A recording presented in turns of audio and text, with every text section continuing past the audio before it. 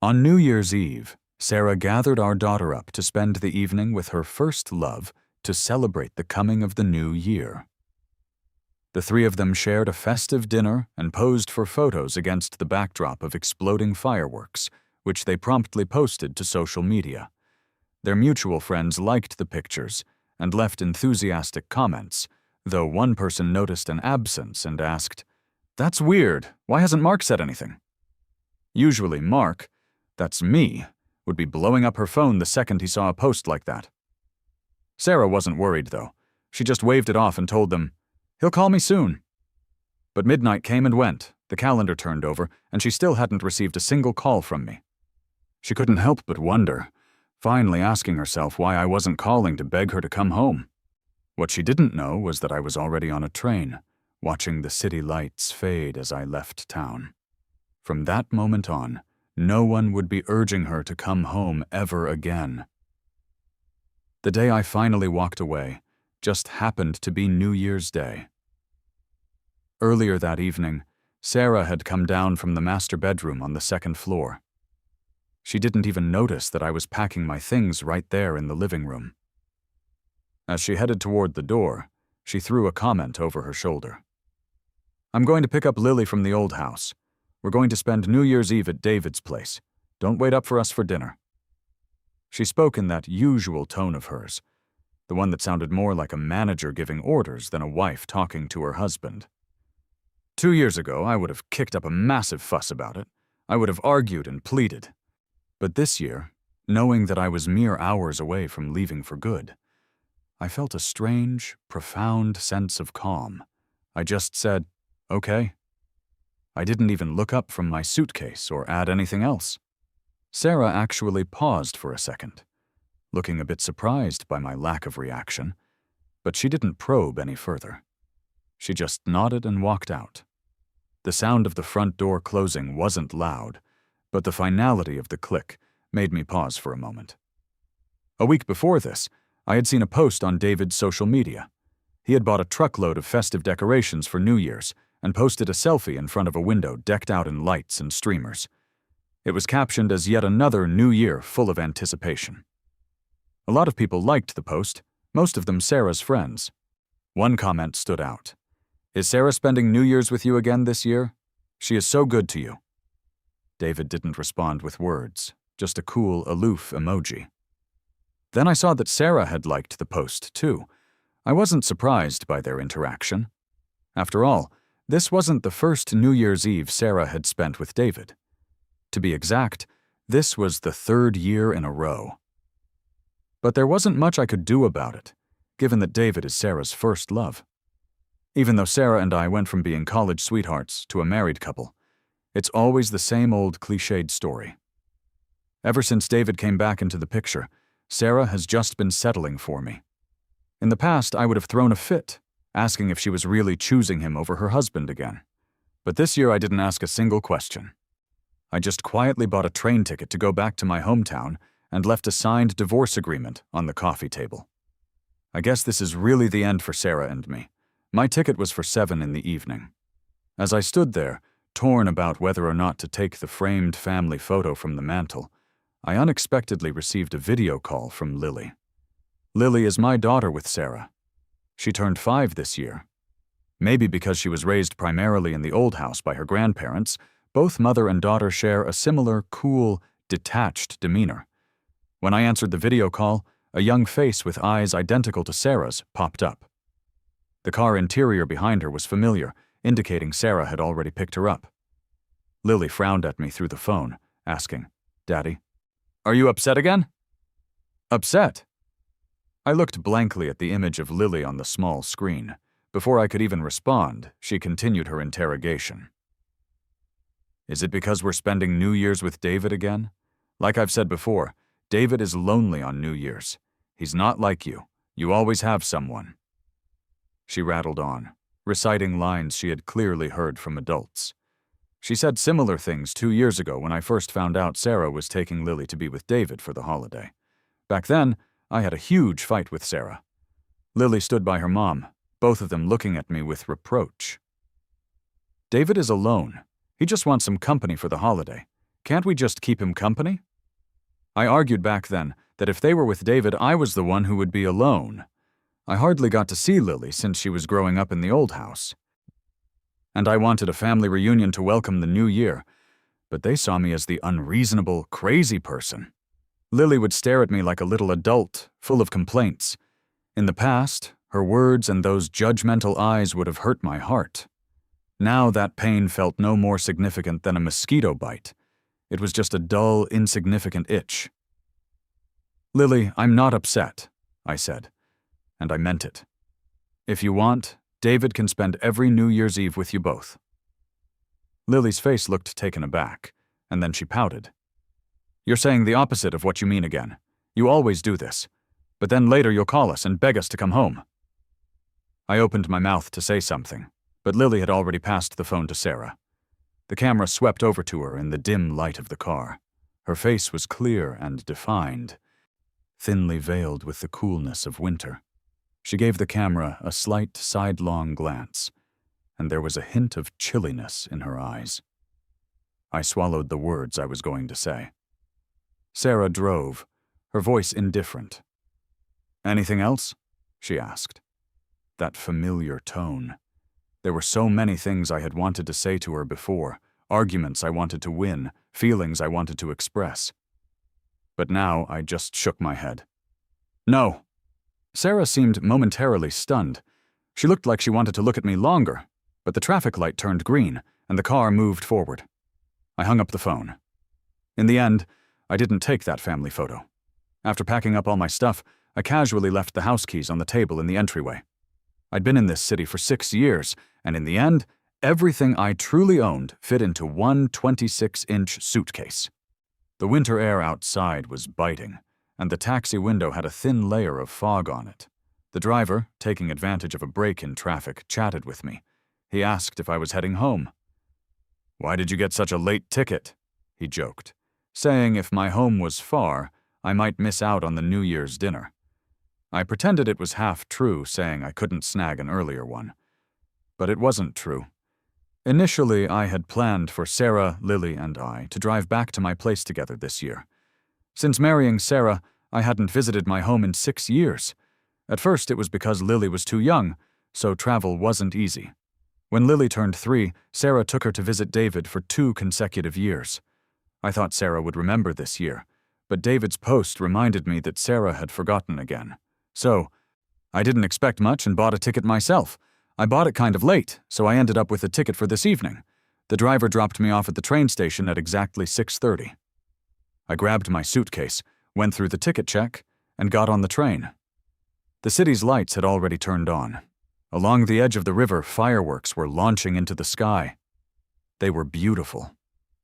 This was my first time experiencing the city's New Year vibe like this. It felt both novel and somewhat relieving. I remembered the first couple of years after Sarah and I got married. We were actually pretty happy. We were newlyweds, and with Lily's birth, our home was filled with joy. Everyone had smiles, and the usual strictness her family held towards me eased up a bit. But when did things start to change? Maybe it was when they insisted Lily be raised at the old house. I had to call in advance every time I wanted to see my own daughter. The house I had carefully arranged was, in the end, just a place for me and Sarah to sleep. We went from being a couple who could talk about anything to a couple who had nothing to say. My expectations dwindled over time. Now, the days I look forward to most in a year are seeing Lily and spending more time with her during New Year. But while Lily was raised to be polite and well-behaved, she always felt distant from me. I thought it was because we didn't see each other often. But when I saw how she interacted with David, I realized that connections don't necessarily become close just because of blood ties. I noticed Sarah's New Year's post, just like previous years. Fireworks and a photo of her with Lily and David. David looked handsome. Lily was adorable. And even Sarah, usually calm and composed, had a gentle look with a slight smile. I thought of the family photo I didn't take. The most recent one was taken a year ago on Lily's birthday, but I was the only one smiling in that picture. Sarah and Lily explained they don't like to smile. I didn't think much of it back then. Lily takes after Sarah, and Sarah really isn't the smiling type. Seeing this new photo, I felt a bit emotional, but nothing more. I thought about liking Sarah's post, but saw the comments first. Sarah's post hadn't been up for long, just about half an hour, yet there were a lot of comments. Some people misunderstood and thought the three of them were a family, wishing Sarah happiness. And then there were Sarah's friends. A few comments caught my attention. One person said, "Sarah is spending New Year's with David again? Didn't Mark say anything?" Another said, "It's weird Sarah posted this half an hour ago and Mark hasn't reacted. Normally he'd be blowing up the phone." Sarah replied to one, "He'll call later." I froze, thinking of the call Lily made to me that afternoon. She joked that I always called to urge them home. In the past, I might have. I would have called Sarah to make sure she brought our daughter home after dinner. But I wanted to tell Lily, it's not just talk this year. I'm not going to call anymore. From now on, I'm not going to call them home. After seeing Sarah's comment, I decided not to like the post, not wanting them to think I was hinting at something. I turned off my phone. As the train rocked back and forth, I thought about the past with Sarah, wondering how much longer until I got home. It's only when leaving that you feel a surge of emotions. I reminisced about me and Sarah, from her sophomore year transfer to our time in college together. I had a crush on her throughout high school and college. She was striking. Her family background, her grades, her looks, all outstanding. I worked hard just to get into the same college as her. I watched her and David's passionate relationship unfold, and then their breakup, never expecting her to notice me. But fate is funny. One day it opened a window for a crush. I can still clearly recall the day Sarah noticed my feelings. It was 6 months after David went abroad. Sarah was in a competition, and no one believed she would win except me. She won first prize.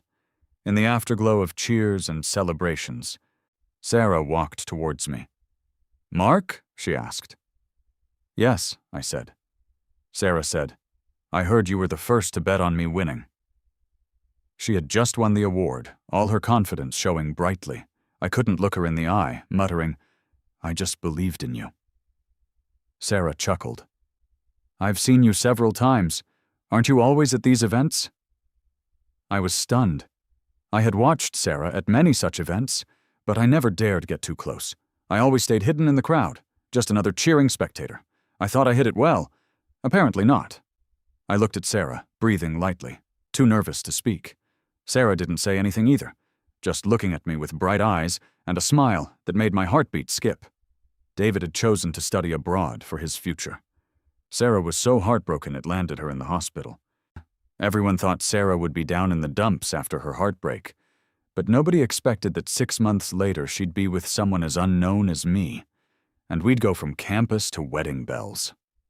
They joked that someone must have taken over Sarah's body, otherwise why would she choose me? Even when Lily came along, people still gossiped about it, until David came back. I could imagine them shaking their heads, acting like I was just some obstacle in a love story. Now that the lead is back, I guess it's time for me to go. A minute past midnight, I woke up to the sound of fireworks outside. It was officially the new year. Some folks were moving around the train cabin, others whispering on the phone to loved ones. My phone buzzed under the pillow. It was Sarah. Honestly, I was kind of surprised. Usually she'd be busy with Lily and David, staying up and watching fireworks. I'd be the last thing on her mind. But here she was calling me. Did something happen to Lily? I swiped to answer, "Hey." All I heard on the other end was breathing. I thought it was just a bad signal and was about to say something again. Then Sarah spoke softly. "Are you asleep?" I had a hunch Sarah wanted to talk. Still, I was a bit surprised. She was skirting around the point, not like her usual direct way. "No, what's up?" I kept my voice down, not wanting to disturb others in the cabin. Sarah paused for a while. Then I heard her ask, "It's past midnight, why didn't you call?" I was puzzled. Why should I call her? The confusion lasted only a moment, then it hit me. It was because of that post she shared. Funny, because she used to hate me calling during New Year's. Even Lily said my calls killed the New Year vibe. I didn't call this year, yet Sarah reached out. Since she brought it up, I responded, I didn't want to ruin your fun, so I didn't call." It was the truth, but Sarah stayed silent for longer. After falling out of love with her, I didn't want to waste time on the silence anymore. "Anything else? If not, I'm hanging up." "Yes, wait," she said. "Lily wants to wish you Happy New Year." "Lily? That was unexpected. Usually she was so busy having fun, I'd only get a quick greeting when she remembered to during the holidays. This year, she was right on time. Despite her growing up, I felt no emotion. My reply was pretty standard. "Thanks. Wish her Happy New Year, too." Sarah's connection was choppy. I barely heard her at times. Thinking it was the signal, I was about to hang up. But Sarah suddenly called my name. "Mark?" "Yeah?"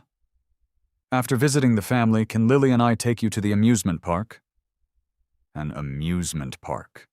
I remembered it was something I mentioned long ago. Not that I cared for the amusement park itself. I wanted to bond with Lily.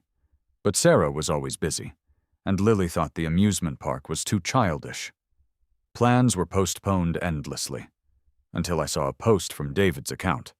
It wasn't about being too busy or childish. They'd been to the amusement park already, and I wasn't the one they wanted to go with. "No need," I said. I had no interest anymore. Without any bonds to nurture, what was the point? "What did you say?" Sarah asked.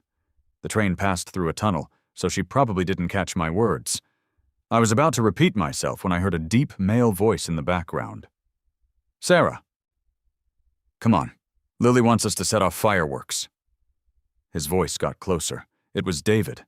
I knew it well, especially these past 2 years. His voice was etched in my mind. He seemed to notice Sarah's call.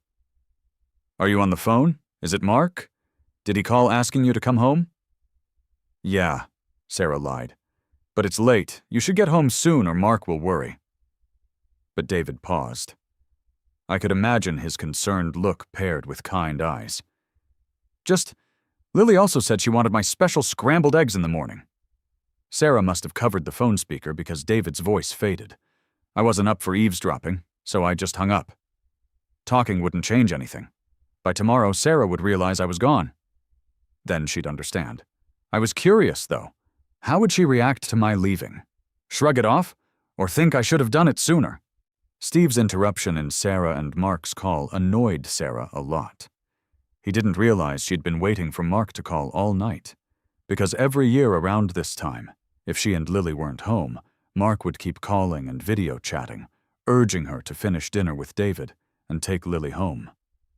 But this year, for hours after she posted, midnight had passed, and Mark didn't call or text.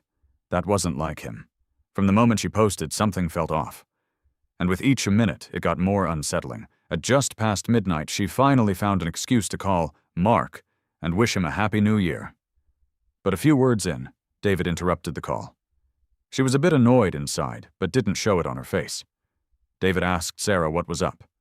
She brought up Lily wanting to have David's special egg custard, hinting at staying over. But Sarah actually didn't want to stay. She wanted to hurry back to Mark. He was probably waiting for her and Lily at home, just like the previous years. No matter how late it got, he would always wait for them and wish a Happy New Year along with a thoughtfully prepared gift. Sarah wondered what gift Mark had in store this year. The thought brought a tinge of anticipation and warmth. She wanted to gather Lily and head home immediately, but Lily was full of energy, engrossed in playing, and reluctant to leave. "I'm not going back. I want to stay with David." Lily clung on to David, refusing to let go. He tried to persuade her gently. "Sarah, let Lily stay the night. It's not like there's no room. But are you worried about Mark getting the wrong idea? It's fine, we can explain together." David looked at her with soft eyes. "Plus, it's not safe to drive so late." "Exactly. Just talk to Dad," Lily chimed in. Sarah, looking at her child, relented a bit. "You have to message Dad, and then we'll head back after breakfast tomorrow. Okay?" Lily agreed easily, sending Mark a voice message. But Mark didn't respond. Sarah began to feel uneasy, but brushed it off, assuming he fell asleep angry. Tomorrow she would go back early and bring Mark a New Year's gift. He was always so gentle and forgiving. Even when upset, he was easy to cheer up. The next day, before she could head home, she got a call from her family. They wanted her and Lily to visit for New Year's greetings. "All right, I'll pick up Mark," Sarah said. "Why bring him? I'm not interested in seeing him," her father replied on the phone, his tone steeped in displeasure. Sarah knew her dad never liked Mark, mainly because of social status discrepancies. But at the end of the day, it was her and Mark's life. She loved him and wasn't concerned about social standings. "Dad, he's still your son-in-law. Lily's dad. Not asking him doesn't feel right," she argued back. Her father scoffed. "He doesn't act like part of the family. If he doesn't want to come, I'm not forcing him." Truthfully, Mark knew her father's disdain. After previous arguments about Lily staying at the family house, Mark's visits had dwindled.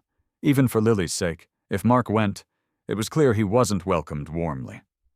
Getting a bit of a headache, Sarah said, "I'll check with Mark." If he didn't want to go, she wouldn't push it. When she called Mark, he didn't answer. And with her father urging on the other end, she just left a message for Mark. There were quite a few relatives visiting at her family home, and Sarah, being one of the main figures now, had social duties. Everyone adored Lily, so they ended up staying until the 4th of January. All this time, Mark hadn't replied to any of her messages. By this point, Sarah's unease turned into deep worry. Not heeding her father's pleas to stay longer, she took Lily back to the home she shared with Mark. Upon opening the door, they met silence and darkness. "Mark," Sarah called tentatively from the hallway. Something wasn't right. No matter how late, Mark always left a light on for her. But now the home was in complete darkness. Not a single light illuminated the space. "Dad?"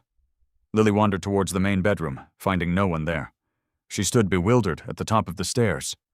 "Mom, Dad's not here. Where did he go?" A chill spread from Sarah's fingertips throughout her whole body. She scanned the home, feeling as if its owner had been gone for some time. An eerie stillness emanated from the empty rooms. I saw Sarah's calls the night of the 4th. 21 missed calls back to back. Seemed urgent, like something big happened. When I called back, she picked up immediately. "Mark, where are you?" Sarah's voice sounded weary and raspy. Was it just me, or did she sound cautious too? I thought for a moment. "You're home?" I asked. No wonder, it seemed Sarah returned to an empty house, prompting her calls. So many calls. She must have seen the divorce papers I left behind. "I went back to my parents," I replied. Sarah asked, "When are you coming back?" I paused, puzzled. Since she clearly saw the divorce papers, why ask? Didn't she get it? "I'm not coming back," I said plainly. "Sarah, I'm not coming back. Just sign it and let's part ways on good terms." "What does on good terms mean, Mark?" Sarah sounded excited, maybe hysterical. "Weren't we doing fine?" Turns out in Sarah's mind, this is what fine means. I felt a sigh rise from within and let it out. Sarah seemed to realize something. "Is it because I took Lily to celebrate New Year's with David? Why? Mark, I never used to ask you so many whys before." I replied helplessly, and Sarah seemed to take my helplessness as confirmation of her guess. "Mark, I've told you many times, David and I aren't as you think." "Sarah," I cut her off, "I don't care how things are between you and David. I just know I want a divorce from you." There was a sudden pause on the other end, then complete silence. I told Sarah not to call me until she signs the divorce papers. Sarah's call had disturbed my sleep. I got up to get some water from the kitchen. To my surprise, I found my dad still busy there. "Dad, why are you still up so late?" "I made you some late-night snacks," he replied, while placing a bowl of egg noodles in front of me. "Try it. You haven't had it in years. See if it still tastes the same." He was bathed in a soft white glow from the kitchen light. I noticed a few strands of white hair on his head. Bitterness welled up in my throat. When I was about to marry Sarah, my dad was against it. Beyond differences in family backgrounds, he didn't want me to go so far away, fearing I'd have no support if I got mistreated. In the first couple of years after marrying Sarah, I tried recreating the same dish my dad made for me. but I could never get it to taste the same. I used the steam from the bowl to hide the moisture in my eyes. It's all right. From now on, I won't leave your side again. My dad managed to lift my spirits. I slept until 9 the next morning. Dad had already opened the store. Tourists have been visiting our town a lot since New Year. He runs a small convenience store at the street corner. The weather was great. By 10 o'clock, the town was filled with sunlight and a sense of peace. I went to the store entrance and called out, "Dad?" 2 figures, one big and one small, turned around simultaneously. "Daddy!" Lily ran to me first. I was a bit startled as she hugged me. She looked up at me with those big, bright eyes of hers. "Daddy, I missed you." Sarah wore a calm and gentle expression with a slight smile. "Mark?" Once again, I was speechless, and my brow jumped. I was surprised by Sarah and Lily's arrival, but soon irritation crept in. "What are you two doing here?" Sarah didn't seem to notice my cold reaction and took my hand. "Sorry, Mark. We've had so many guests at home these days. We came late." Just then, my dad came out from the back with a fruit plate. He had clearly seen Sarah and Lily before me. I had no idea how Sarah managed to win him over. At that moment, my dad was all smiles. "Sarah, Lily, come have a seat." "Thank you, Dad." "Thank you, Grandpa." Lily, usually so mature for her age, was now sweet and well-behaved. My dad was on cloud 9, wrinkles around his eyes deepening with joy. He moved over to Lily. "Oh, sweetie, come here. Let Grandpa hug you. Look, here's your New Year's red envelope. Happy New Year, sweetheart." "Wishing you health and happiness." Lily grinned as she let him embrace her. He really liked Lily, even though it was their first meeting.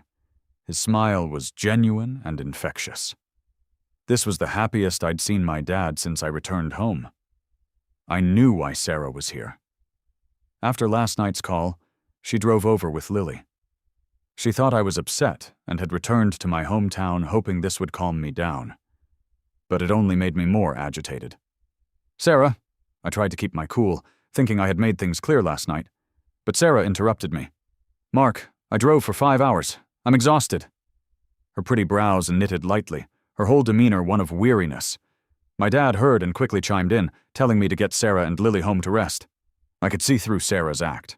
But looking at my dad immersed in joy, I didn't want to argue with Sarah in front of him. I led Sarah and Lily home. Mother and daughter followed me. Lily held Sarah's hand, the latter hesitating to speak. I noticed and found an excuse to have Lily leave after we got home to face Sarah alone. I used to really like Sarah, even when we weren't talking. But now, seeing her only made me feel repulsed and displeased. Turns out, falling for someone is easy, and disliking them is just as simple. "Sarah, what do you really want?" I felt a headache coming on, especially dealing with her. "Mark, I'm not up to anything. Just wanted to bring Lily to see Dad." Sarah looked at me. "You always said Lily hadn't met her grandpa yet, didn't you?" I found it laughable. I'd mentioned it many times before. Every time, she ignored it. Now she's proactive? I gave her a mocking look. Sarah pressed her lips together. "Mark, don't look at me like that. I'm sincere." The last thing I wanted was her sincerity. Sarah and Lily's visit shook up my recent peace. But I have to admit, because of them, Dad seemed happier than usual. He liked Lily. He channeled his love for me to Lily and liked her more every time he looked at her. As for Sarah, she was putting on the perfect daughter-in-law act in front of my dad. Even if my dad doesn't say it, I can feel how he's changed his attitude towards Sarah. Sarah stayed with Lily for 2 days. As the end of the year approached, my dad couldn't help but secretly ask one day, "Mark, when are you going back? Dad's got a ton of stuff ready for you to take when you leave." Sarah was there too. She didn't respond, just looked over at me. "In a few more days," I said. "Tete, I want to spend a bit more time with you." I didn't make it sound final. There was a flash of joy on Sarah's face. In the evening, I planned to have a talk with Sarah, but I ended up overhearing her and Lily first. "Mom, when can we go home?" Lily asked, looking unhappy and throwing her toy on the ground. That toy was a gift from my dad. He's not really good at cheering up little kids, so he just bought what he saw other girls in town had for Lily. Lily was happy at first and sweetly said, "Thank you, Grandpa." But now she said, "This stuff isn't fun at all. I miss Grandpa. And David, I want to go to the amusement park with him." Sarah frowned a bit, but she was patient, soothing Lily. Soon she said, "Once your dad's not upset anymore, we can go back. Just be good these few days and don't make him mad. Got it?" Lily unwillingly nodded. Hearing that got me somewhere between amused and angry. Since the weather was nice, my dad suggested we spend a couple of days exploring the town. Little Mark used to love running around the town when he was a kid. He laughed while telling Sarah and Lily stories of my childhood. Sarah listened carefully, sometimes looking at me with a smile. Lily ran ahead, turning back now and then to see if Sarah and I were keeping up. After New Year's, the town calmed down, and its slate paths had an almost serene beauty. "Mark, you never told me about your childhood," Sarah said, trying to break the silence. I glanced at her. "I did," I replied. "You just didn't like to listen, so I stopped." But now, for some reason, Sarah promised, "Mark, let's come here every year for a while." Her eyes were calm, but it seemed almost funny to me. This was just to make me less angry. Before I could respond, I heard Lily's excited shout, "David!" Up ahead, David spread his arms to greet Lily running toward him. Sarah frowned and glanced at me out of reflex. When she saw I had no reaction, she walked over to Lily. "Lily, get down." Lily reluctantly moved away from David's arms. Sarah asked why David was here, and he casually responded, "I'm just traveling around here. Heard you were staying. What a coincidence." Sure was. Out of all places, David chose this small town. Sarah looked at me again as David followed her gaze, his smile broadening. "Mark, didn't expect to see you here," David said with a spark of triumph in his eyes. "I didn't get to wish you a Happy New Year the last time Sarah and I talked on the phone." He brought up that call from New Year's Eve. "I heard you and Sarah had some misunderstanding because of me, and you came back here. If that's true, then I'm really sorry, Mark. We're all good friends. Me, Sarah, and Lily. I was just alone for New Year's, so they came to keep me company. Sorry to leave you alone at home." His apology sounded genuine. Before I could say anything, Lily took David's hand and said, "It's okay, David. My dad's like that. But he's not mad anymore, right, Dad?" She looked at me, and I noticed her ease around David in a way I'd never achieved. Well, nowadays I don't really hope for that either. "I'm not mad. After all, there aren't many people as eager as David to take care of someone else's wife and kid." I let out a soft chuckle. David picked up on my sarcasm. The smile froze but quickly returned. He turned back to Lily. She invited David to join us. "My dad grew up around here. He knows the place really well. He could be like our guide." Sarah frowned but didn't have the chance to respond. "Is that so? That would be a great help, Mark," David said with a slight smile. David then joined us, keeping me on the sidelines, showing off his closeness with Sarah and Lily. "Sarah, this place is beautiful. Snap a picture of me and Lily here," he said, standing by the old bridge with Lily. Sarah took the photo. "Let's take one with the three of us," David suggested, scanning around and finally looking at me. "Mark, mind taking a group photo for us?" Sarah gave me a look, about to say something, but I had already agreed. "Sure." David smiled. Sarah frowned, looking at me intently. After I was done, Sarah suddenly said, "Mark, let's take a family photo." I declined. "Nah, I'm not into photos." Sarah opened her mouth, but said nothing, her eyes heavy with unspoken words. Later that night, Sarah knocked on my door. "Mark? What's up?" She pressed her lips together. David coming over wasn't my idea. She rarely explained herself like that. I already knew. Sarah knew exactly where the rift between us was. No way she'd let David come around right now. "I mean, I was the one who called him over," I said it outright. Sarah looked up at me, visibly confused. I stared back, seeing myself in her eyes wearing a cold smile. "Sarah, ever wonder how I've been all these years while you, Lily, and David were playing happy families?" Sarah went pale, probably thinking of today's events. We were supposed to be a family of 3, but David, Lily, and Sarah were way too comfortable with each other. Even with me there to witness it. When I'm not around, who knows how people see it? Maybe she just lets them assume, just like that New Year's post she made. I didn't, Sarah insisted. But the reality was clear. Even if she tried to hide it, little things kept slipping through the cracks. I looked at Sarah and said calmly, "Don't worry, I'm not mad. If Lily and David get along so well, him being her stepdad, it's all good." "Mark!" Sarah interrupted sharply. Her dark eyes blazed with a mix of wetness and fury. "I never planned to divorce you." "Then do you want me to keep watching you, David, and Lily play house? Sarah, you can't have it both ways." "I don't. Mark, the one I love has always been you." "But I don't love you anymore, Sarah." Sarah fell silent abruptly. The color drained from her face like water slowly seeping from a cracked glass.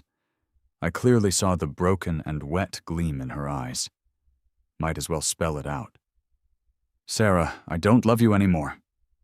The year I married Sarah, I thought I had to spend my whole life with her. I ignored all the gossip, choosing her firmly.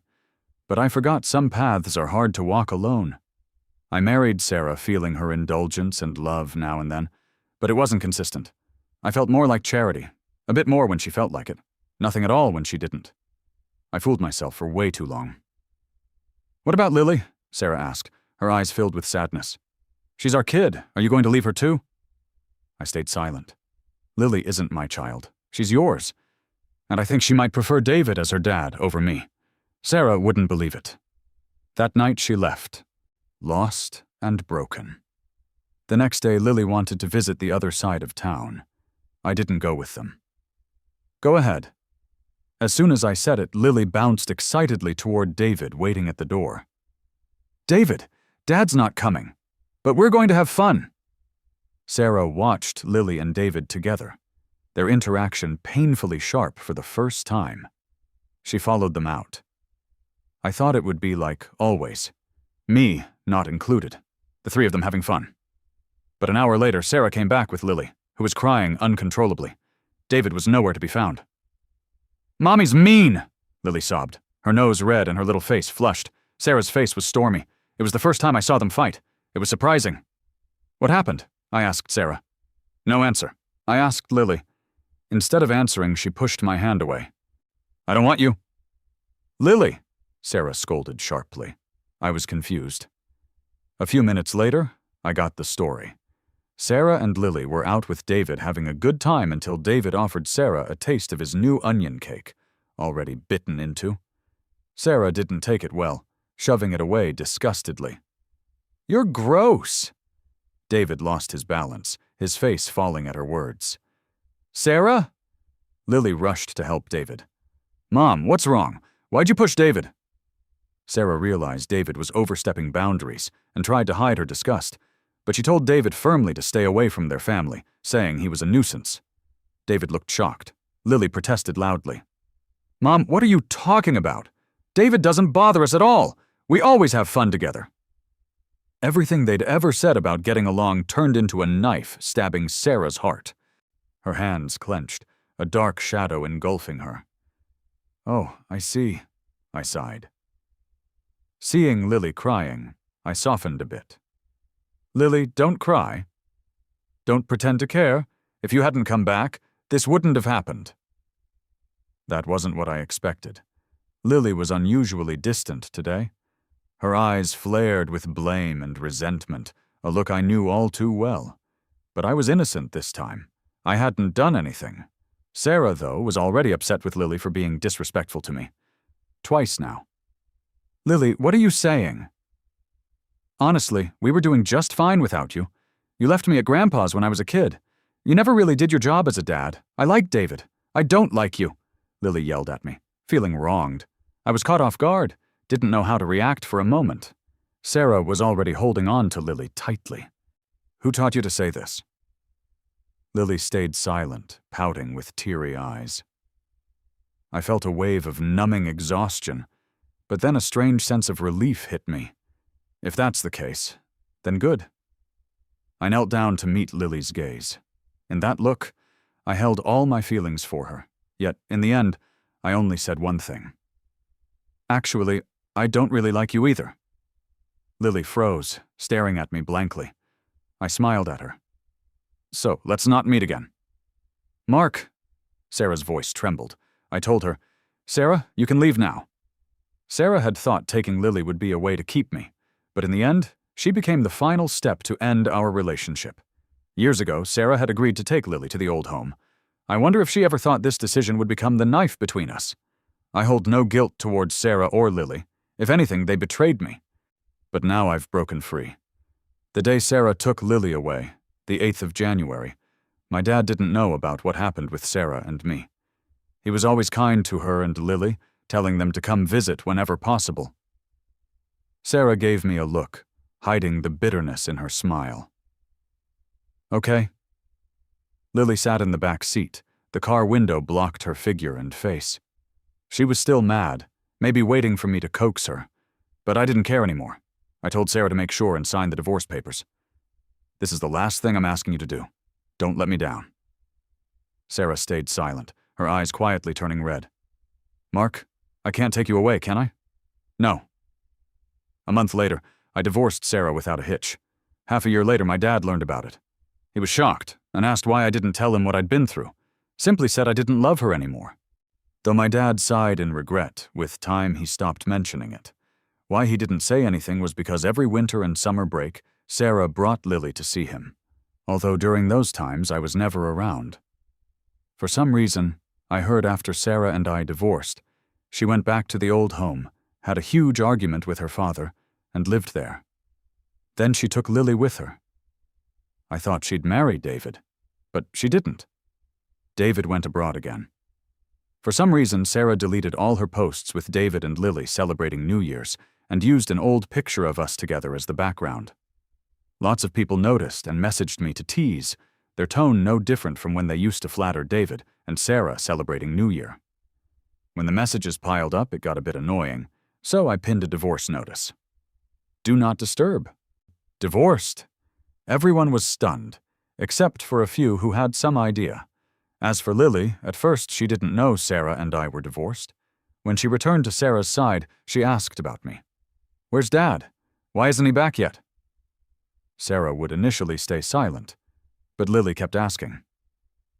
Sarah said, Dad's not coming back. Why? Sarah didn't answer. Lily, upset, found Sarah's phone and sent me a voice message. Dad, when are you coming back? Later on, Lily learned what separation and divorce meant. I heard she cried a lot, wanting to see me. But in the end, she never did. And finally, Sarah would occasionally bring her to the town. Those years, winter and summer breaks became Lily's most anticipated days, just like they once were for me.